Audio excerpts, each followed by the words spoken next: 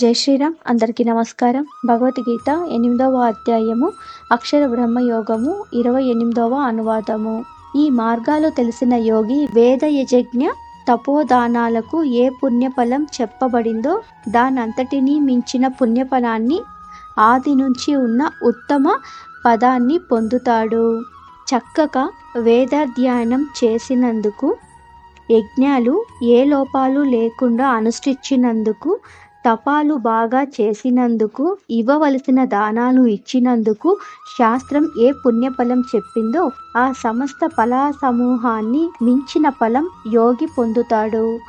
అర్జునుడు అడిగిన 7 ప్రశ్నలకు సమాధానంగా చెప్పిన దీనిని చక్కగా తెలుసుకొని అనుష్ఠించిన యోగి పరమ మోక్షోత్కృష్టమైన ఈశ్వర పదాన్ని పొందుతాడు. అద్యమైన అధికారమైన బ్రహ్మమును పొందుతాడు.